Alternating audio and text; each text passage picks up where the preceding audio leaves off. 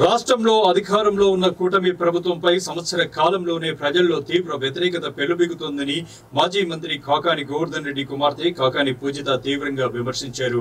నెల్లూరు జిల్లా మనుబోలులోని స్థానిక పద్మావతి కళ్యాణ మండపంలో మండల వైకాపా కన్వీనర్ బొమ్మిరెడ్డి హరిగోపాల్ రెడ్డి ఆధ్వర్యంలో నిర్వహించిన చంద్రబాబు మేనిఫెస్టో రీకాల్ కార్యక్రమంలో ఆమె ముఖ్య అతిథిగా పాల్గొన్నారు. ఈ సమావేశంలో ఆమె మాట్లాడుతూ చంద్రబాబు నాయుడు ఎన్నికలకు ముందు మేనిఫెస్టో తయారు చేసి ప్రతి ఇంటికి తాము అధికారంలోకి వస్తే 5 సంవత్సరాల పాటు ఎంత మొత్తం సంక్షేమ పథకాల కింద అందించాము అనే వివరాలను చూపుతూ ప్రతి ఇంటికి బాండ్ రూపంలో ఇవ్వడం జరిగిందని గుర్తు చేశారు.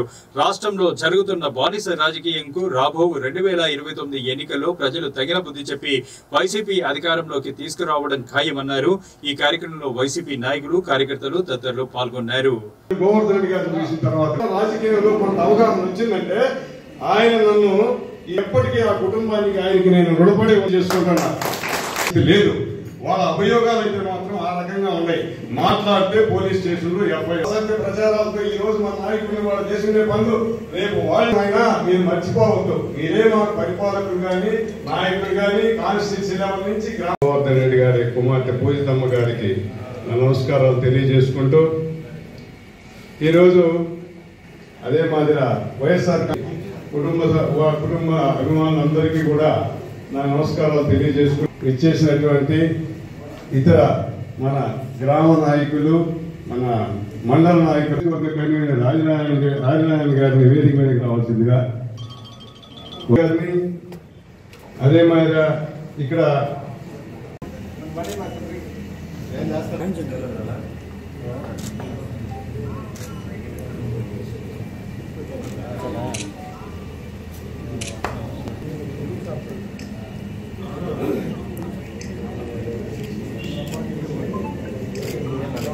ఓపెన్ చేయవలసిందిగా కోరుతున్నాం.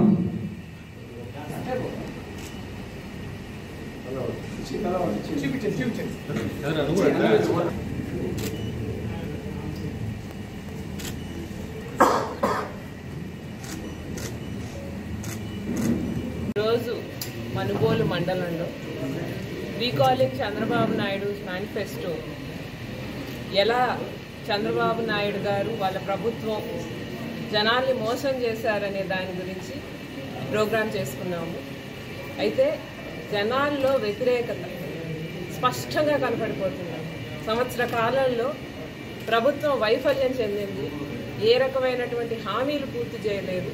కాబట్టి జనాల్లో ఆ వ్యతిరేకత అనేది ఇంత తొందరగా బయటపడినటువంటి ప్రభుత్వం కేవలం కుటుంబ ప్రభుత్వమే అయినటువంటి మోసపు హామీలు ఇచ్చారు, అబద్ధాలు చెప్పారు, మమ్మల్ని మభ్యపెట్టారన్న కష్టం ఒక పక్క అయితే దాన్ని ప్రశ్నించే ప్రతి ఒక్కర్ల మీద కేసులు పెడుతున్నారు. పాపం గొమ్ముకుంటే కూడా వైఎస్ఆర్సీపీ కార్యకర్తలు అంటే వాళ్ళ మీద కేసులు పెడుతున్నారు. వాళ్ళ కుటుంబ సభ్యులు అనేటువంటి వాళ్ళు ఉంటారు కదా, వాళ్ళకి బాధే కదా. ఇటువంటి రాజకీయం అనేది మనం ఎప్పుడూ చూడలేం. బహుశా బ్రిటిష్ వాళ్ళు మనల్ని ఇలా పరిపాలించుంటారు.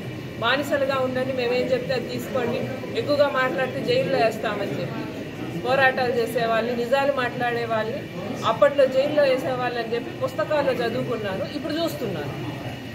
కాబట్టి ఇటువంటి బానిసత్వపు రాజకీయం కానీ పాలన కానీ ఎక్కువ రోజులు ఉండదు. ఖచ్చితంగా ప్రజలు ఈ వ్యతిరేకాన్ని కొనసాగిస్తే, మీరు ఇటువంటి పద్ధతులు కొనసాగిస్తే ఖచ్చితంగా ఓడిపోవడం అనేది 2029లో ఖాయం. మీరు కాకాని గోవర్ధన్ రెడ్డి గారిని జైల్లో వేస్తే ఆయన ఆలోచనలు అయితే ఆపలేరు కదా. ఆయన ప్రజల కోసం పనిచేసే వ్యక్తి. ఆయన కోసం ఆయన చూపిన బాటలో వందల మంది, వేల మంది నడుస్తున్నారు. వాళ్ళందరినీ కూడా జైల్లో వేయగలరా? మీ తరం అవుతుందా? కాబట్టి మీరు ప్రభుత్వం ఏమంటుంది, కాకాని గోవర్ధన్ రెడ్డి అక్రమాలు చేశారు అందుకని అరెస్ట్ చేశాము అంటారు. అక్రమ కేసు కాదు, ఆయనే అక్రమాలు చేశారని మీరు అంటున్నారు. మేము రెడీ ఉన్నాం, మేము సిబిఐ ఎంక్వైరీ చేయమన్నాం, మీరు వేయలేదు. సరే, ఇప్పటికైనా కానీ కాకాని గోవర్ధన్ రెడ్డి గారి మీద కన్ఫెషన్ స్టేట్మెంట్స్ కాకుండా ఒక్క ఆధారం చూపించండి. ఇది ఆధారము, ఈ ఆధారాన్ని బేస్ చేసుకొని మేము అరెస్ట్ చేసాం కాకాని గోవర్ధన్ రెడ్డి, అది లేదు. బెయిల్ రాకుండా కేవలం కన్ఫెషన్ స్టేట్మెంట్స్. రేపు పొద్దున్నే ఈ కేసులు నిలబడవు. ఒక్క కేసులో కూడా ఆయన్ని తప్పుగా మీరు ప్రూవ్ చేయలేరు, ఎందుకంటే ఆయన తప్పు చేయలేరు. అప్పుడు ఈరోజు ఆయన్ని ఈ రకంగా చిత్రవద చేస్తున్న పోలీసులు కానీ వ్యవస్థ కానీ ఎవరైనా నైతిక బాధ్యత తీసుకొని మీ ఉద్యోగాలకు రాజీనామా చేయగలరా? ఆ ధైర్యమైనా ఉందా? లేదు. కాబట్టి ఇటువంటి పాలన ప్రజలు హర్షించరు. ప్రభుత్వం దాని వైఖరి ఇప్పటికైనా మార్చుకొని ప్రజలకి మంచి చేసే దిశగా అడుగులు వేస్తే బాగుంటుంది.